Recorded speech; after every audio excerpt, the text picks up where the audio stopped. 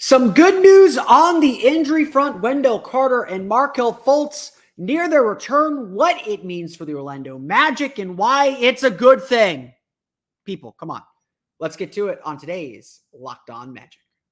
You are Locked On Magic, your daily Orlando Magic podcast. Part of the Locked On Podcast Network, your team every day.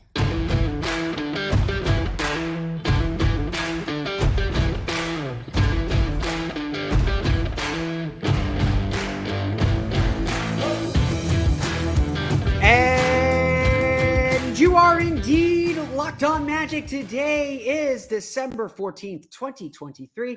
My name is Philip Rossman-Reich. I'm the expert and site editor over at OrlandoMagicDaily.com. Of course, follow me on Twitter at PhilipRR_OMD. On today's episode of Locked On Magic, some good news on the injury front as Wendell Carter and Markelle Fultz near their returns to the court. We talk about what Jamal Mosley said about them in practice and what to expect when they return. We'll get to that coming up here in just a moment. First, we want to thank you again for making Locked On Magic part of your day every day, no matter when you listen to us, whether it's first in the morning, whether it's right when we upload. We truly appreciate you making Locked On Magic part of your day every day. Remember, there's a great Locked On podcast covering every single team in the NBA. Just search for Locked On and the team you're looking for, the Locked On Podcast Network. It's your team every day. Today's episode of Locked On Magic is brought to you by FanDuel. Make every moment more. Right now, new customers get $150 in bonus bets with any winning $5 moneyline bet. That's $150 if your team wins. Visit FanDuel.com/LockedOn to get started. Ripping the Band-Aid right off, the Orlando Magic told us at practice on Wednesday. I was not there. I was at the Cure Bowl press conference, unfortunately. But the Orlando Magic announced that Wendell Carter and Markelle Fultz participated in parts of practice on Wednesday. Orlando will practice again on Thursday before shipping out to Boston to play the Boston Celtics in a weekend set. No matter how you slice it, no matter how you want to cut it, no matter how you want to say it, we are getting very, very, very, very, very, very close to the triumphant returns for both Wendell Carter and Markelle Fultz. Both of these players are inching closer and closer to their returns to the court, and it is some very, very welcome news. I know there's a small subset of fans that are a little concerned. We'll address those concerns here in a minute. But the bottom line is this. The Orlando Magic have been playing without two starters for the last month and a half. November 2nd was when Markelle Fultz missed his first game with left knee tendonitis. That was up in Salt Lake City against the Utah Jazz. Fultz has missed all but one game since then. Wendell Carter played in that game, but broke a bone in his left hand going up for a rebound and securing a critical rebound in that game late in that one that helped the Magic preserve the victory and a big win at that, a breakthrough game, obviously, for Paolo Banchero. It's been, I don't want to say a lot of, been very quiet. We've known how at least Wendell's been doing. It's been quiet on the Markelle front, but the Magic have done more than hold the ship steady, obviously. They're second in the Eastern Conference. They've still got the second best defense in the league. It is a credit to how everyone is so tied together and dialed in to the game plan and to this team's identity that they have continued to win despite missing these players. And frankly, this has enabled the Magic to let both of these players work their way back. It is my understanding that Markelle Fultz has, I don't want to say been cleared to play, and I haven't been able to kind of confirm this independently, but from my understanding, Markelle Fultz has been very close for a while, and the Magic have been more apt to let him work his way back slowly and make sure he double passes all critical checks that he has to pass to get back on the floor. Wendell Carter has been visiting his doctor every week, it sounds like, since he got the cast removed a couple weeks ago.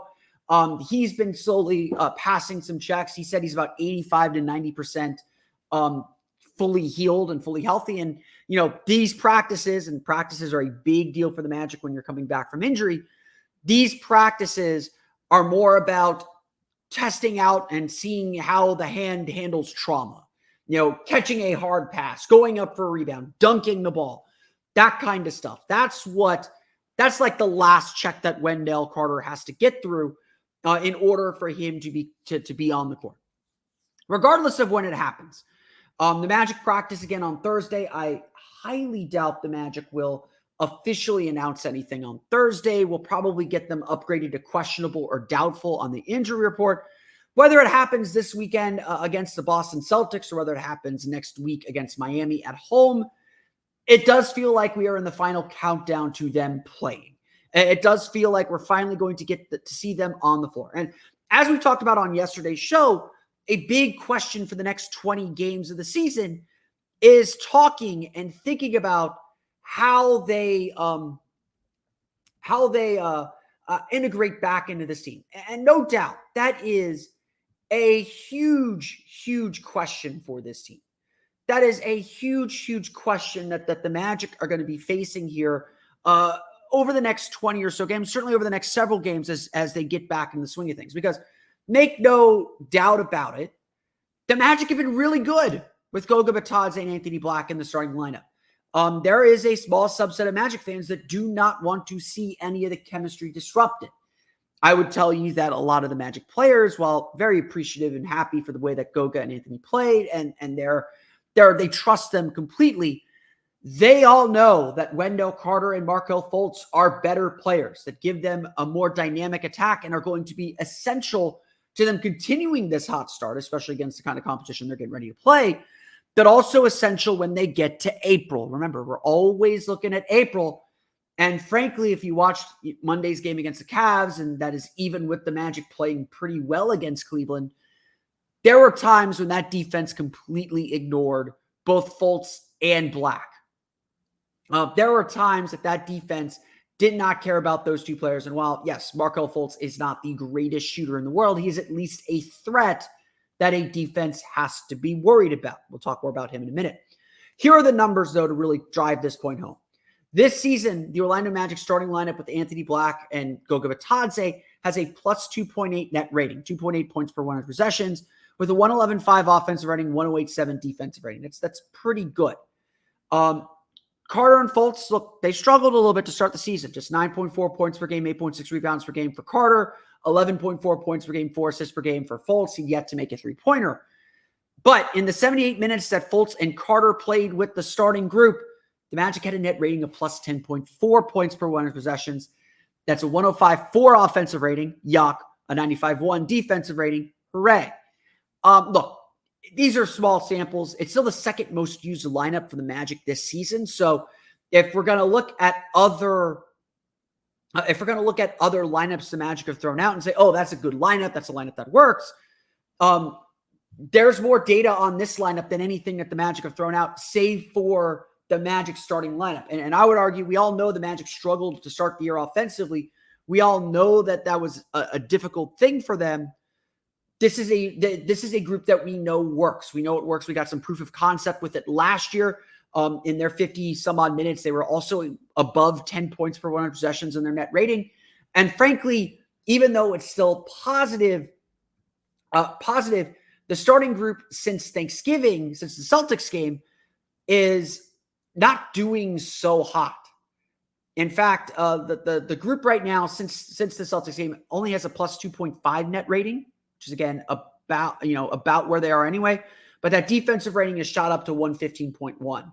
Now, again, that does mean the offense is playing a little bit better at 117, and that's why I have more faith that a lineup change is going to work. We've seen the Magic struggle with first quarters, especially of late. The Brooklyn game, the Cleveland game certainly stand out, but but this team was trending in that direction. They need more dynamic players in that starting lineup. They need players who are a threat on both ends of the floor. And we'll talk about Wendell Carter here in a minute more specifically, but the bottom line is this. Wendell Carter and Markelle Fultz make this team more dynamic. They make this team better. They can do more things on the floor. And so as well as the Magic are playing right now, they can play even better. With both of these players on the floor. They're going to play even better. And I think everyone recognizes that, after whatever adjustment period that both Carter and Fultz have to go through is done. And again, it's going to be a little bit of an adjustment period. There's no doubt about it. At the end of the day, you want to play your best players, and you hope that the best players all fit together and make sense. And we have enough evidence to show us that, okay, Maybe the offense struggles a little bit, and maybe we have some bigger questions we have to ask about the offense. We knew that anyway, but we know that defense is going to be really solid. And we know now that Paolo's in a groove, Franz is in a better groove, that Jalen Suggs is even in a better groove. Now that the rest of the team's in a better groove offensively and in the swing of things, I think whatever issues that we saw earlier in the season, minus some of the spacing issues, whatever issues we saw, which again, weren't solved by putting Goga Bitadze and Anthony Black into the lineup, whatever those issues are, I think the Magic will be able to work through them, and I think this will ultimately make the Magic a better team. When that comes, I don't know, but it is coming soon. The Magic are about to get their full starting five back. For how long, who knows? But they will get to see that full starting five back, and we will get to see what this team looks like as a fully operational battle station. Still, there are those questions. So what does Wendell Carter bring back? I read some of his stats out. We'll read some more of them out here in a minute. What Wendell Carter brings back to the Orlando Magic. We'll talk about that coming up here in just a moment. But first, it's time for a quick word for our friends over at FanDuel. Look, the weather's starting to get a little cooler. We got bowl games coming here to Central Florida. The NFL playoff race, though, is heating up, and it's continuing to heat up over at FanDuel. Right now, new customers get $150 in bonus bets with any winning $5 moneyline bet. That's $150 if your team wins. If you've been thinking about joining FanDuel, there's no better time to get in on the action. The app is so easy to use. There's a wide range of betting options, including spreads, player props, over-unders, and more. So visit FanDuel.com/lockedon and kick off your NFL season right. You're never too late to kick it off. FanDuel is an official partner of the NFL. So Wendell Carter, definitely, I think the big question, the big issue, one of the big things that we're going to be talking about and thinking about here for the Orlando Magic moving forward. He is obviously this team's center and a centerpiece player for the Orlando Magic. Just no getting around it. He is one of the most important players on this team. And like I noted, he didn't have a great start to the season. In the first 5 games of the season, the only 5 games he has played to this point, he averaged 9.4 points per game and 8.6 rebounds per game. That's on an icy 37.3% shooting from the field. And his three-point shooting was at like 31%. It wasn't a great start for Wendell Carter, and clearly not what we expect from him. At the end of the day, that's not kind of what we think of him when we see him play or think of him playing. We think of him as a player who's able to space the floor out to the three-point line and be a solid three-point shooter. We do think of him in that way. We think of him as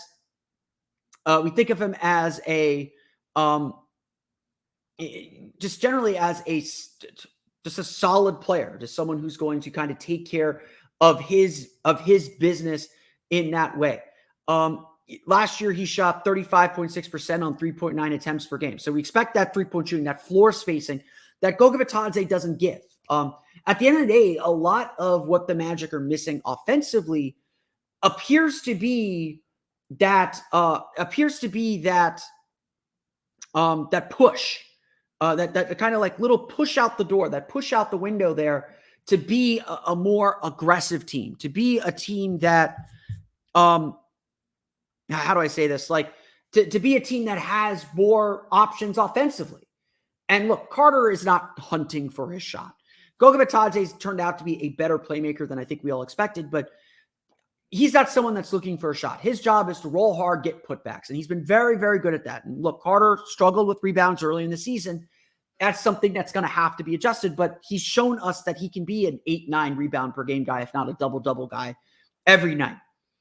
Carter's someone that can score, but really his biggest value is as a defender. He is someone that stops the other team, and especially early in this year, his versatility, his ability to get out onto the perimeter, onto those shooters was crucial. It was critical to this team's success and to what this team can actually do and actually become. Look, Last season, opponents shot 7.05 percentage points worse than expected at the rim according to Basketball Index. Those stats aren't out yet. But in 5 games this season, opponents have made just 39.4%. That's 13 of 33 total attempts at the rim against Carter. Look, if you're giving up low 50s, you're doing a good job. Like Goga Bataze's at 53. I think Jonathan Isaac's at like 49. Wendell Carter was a monster in the paint early in the season, especially as the Magic established their defensive identity. Again, this kind of stuff is critical for him and critical for who this team wants to be. More than anything else, like when, Jalen Suggs handles the perimeter, Wendell Carter handles the paint. And the Magic having a strong paint deterrent. And again, people don't necessarily think of Carter as a great rim protector, as a great shot blocker, but this is something that he is really good at. And his versatility defensively is humongous with his ability to switch onto the perimeter and just make things happen. This is what makes Carter unique. This is what makes Carter special. This is what makes Carter such a dangerous player, and a player who just makes this humongous impact on the floor. Look, I love watching Wendell Carter play. I love watching him. I love watching him do these things and be this kind of player. I know I've shared my concerns and my doubts about him, and look, they still exist, and I think a lot of fans are kind of feeling it too, especially with the way Goga Bitadze has been able to rack up huge block stats. But he's also earned the right and can certainly prove all those doubts wrong. He's earned the right to prove those doubts wrong, and that's, again, we're going to talk about Markelle here in a minute. That's what's sort of at stake here in the season for him. Obviously, you can't do that when you're on the bench, when you're hurt, when you're injured, and so that's part of what we have to analyze and what we have to look at with this team. Now, Carter, we'll see how quickly Carter gets back to that level. He's missed some time. Teams have learned how to attack this defense a little bit better. But if he could get back to that level and that intensity on defense quickly, the Magic become that much more dangerous as a team, that much more dangerous as a unit, as a group. And that's really what's at the center of who the Magic are. Look, Goga Bitadze has been great. I don't want to knock Goga at all. Like, he has been far better than I think any of us anticipated. I was a big Goga fan last year because of that interior defense. And, again, he's done his job. Everyone respects what Bitadze's done this year. And regardless of what his Magic future is, he has earned a place in this league again.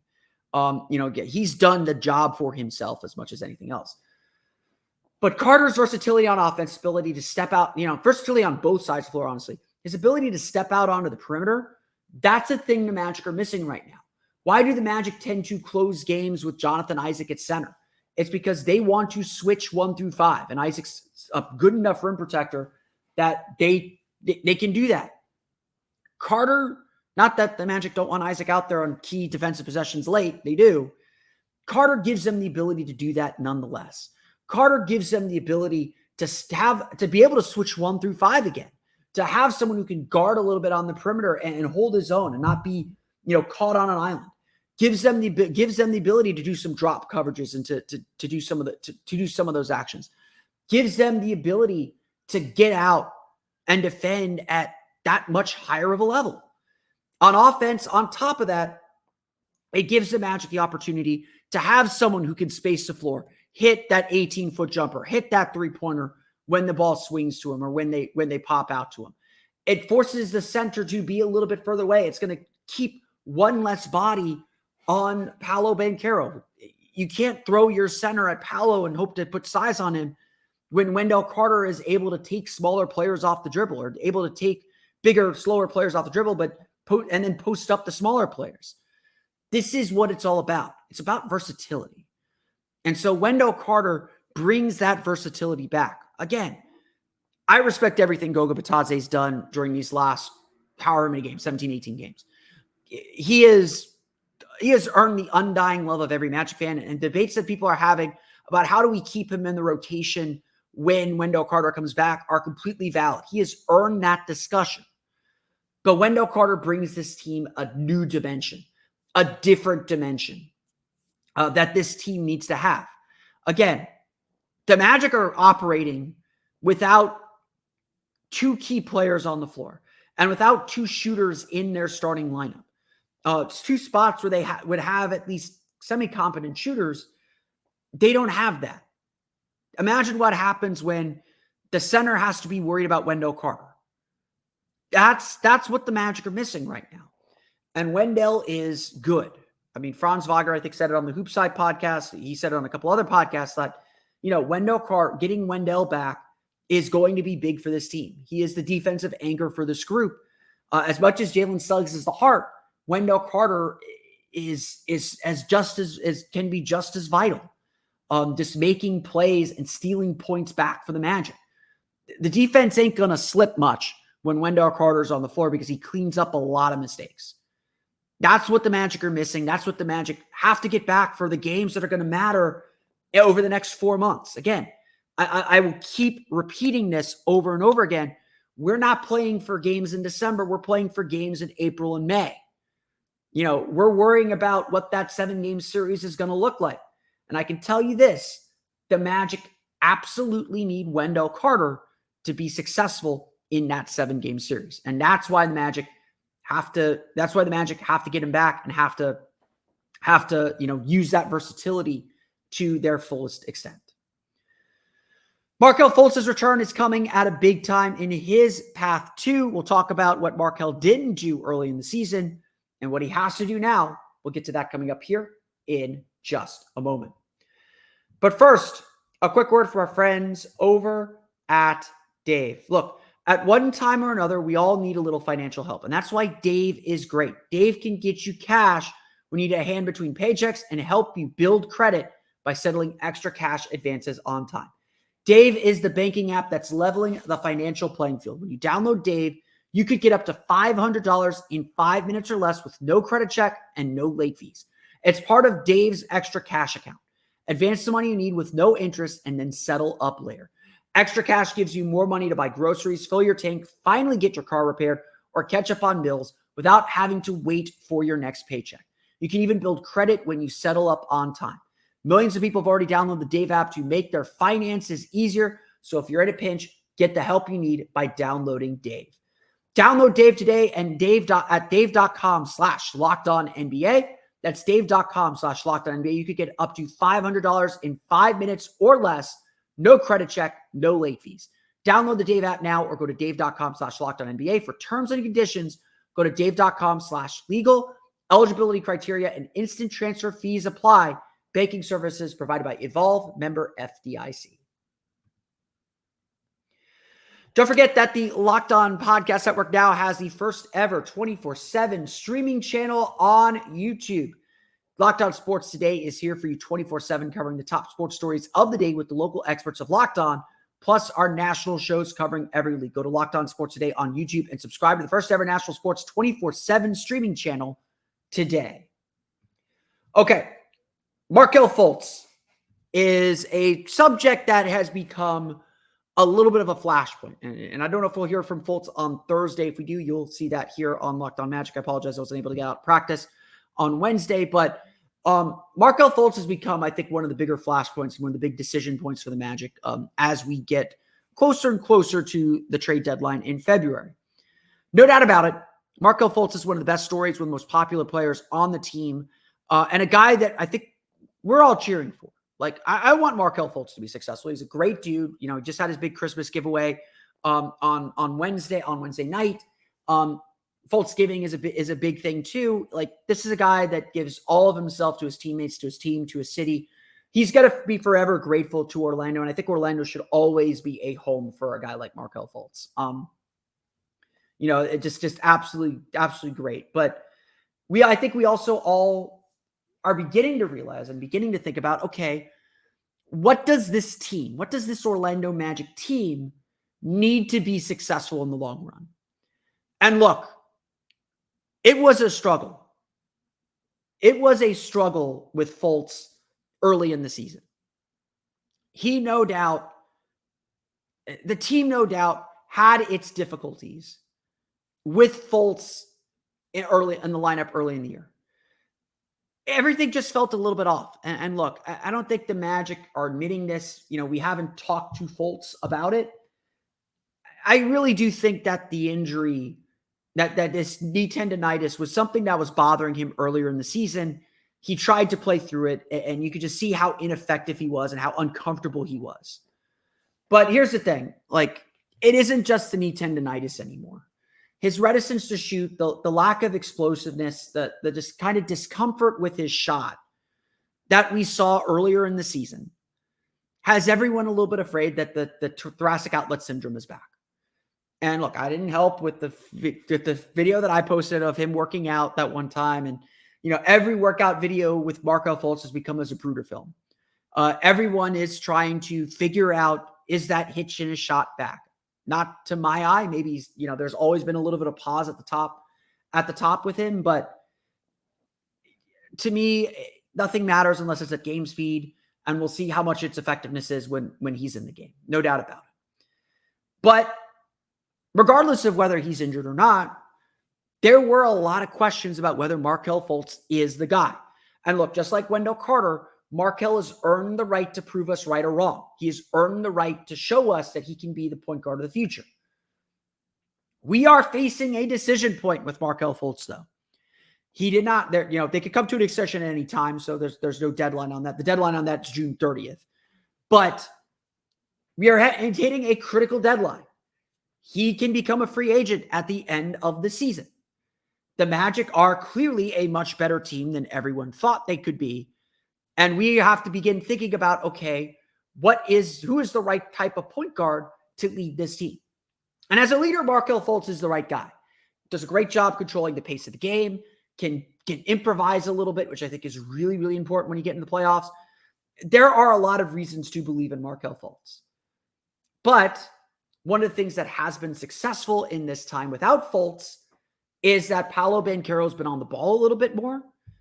Franz Wagner's been on the ball a little bit more. They've initiated the offense, and the Magic have used their size to create an advantage. And so if there have been some wandering eyes looking at some of the other point guard options on this trade market, like perhaps Malcolm Brogdon is probably the most popular name. I thought about Terry Rozier. I've seen some other fans pitch Terry Rozier as a potential option as a scoring guard. If there's a reason that the Magic have looked, or that Magic fans at least have looked and thought about these kinds of players, it's because the Magic probably do need a point guard who is not maybe your traditional pound the ball, get everyone in the right spots and run things type guy, but someone who could play off the ball too, so that they can run Franz as the initiator or run Paolo as the initiator or run Wendell as an initiator. The point of this Magic offense is everyone can do everything. And so the question then becomes, can Markelle play off the ball? Can Markelle Fultz be enough of a threat as a shooter that they could still run all these sets? And look, they've still been able to run a lot of this stuff with Anthony Black, who is not a shooter. He's shooting less than 30% from three now. He's willing to shoot, which is half the battle. But the Magic have to find a way to keep everyone involved. And that's now the question. Can the Magic do this? Can the Magic do this with Markelle Fultz? And look, again, Markelle has earned the right to prove himself. He has proven himself. But this year was a struggle. This year he has looked a bit off. He has looked a little bit slower. And that, again, that's why I think the left knee tendonitis was an issue that was bothering him or slowing him down early in the season. And the Magic, it finally got bad enough that the Magic said, okay, we got to shut this down. Let's get you healthy. Let's get you ready for April. Let's get you ready so you're ready in April, March and April. Who cares about November, December? Be ready for March and April. Again, it's hard to say because I don't want to speculate too much about injuries. But injuries have become the defining story of Markelle Fultz's career. And unfortunately, your best ability is availability. And so the Magic have to ask themselves, is he the right guy? I think he is, or he can be, but he has to be. It has to be is, not can. And that's what's at stake here for Markelle Fultz. There's always going to be a lot of pressure on Fultz this season. That's what happens when you're entering a contract year. there's always going to be a lot of pressure. And Fultz, for his part, has risen to the occasion on a number of times. His only game that he played was a fantastic effort in Mexico City against the Atlanta Hawks. So it's in there. He's going to be fine. But the Magic have to see it. And now we're going to be playing some pressure games. We're going to be seeing this team playing meaningful basketball later in the season. We have to see a player like Fultz deliver. And it's a lot to put on him. I'm not going to sit here and say it isn't. It's a lot to put on him.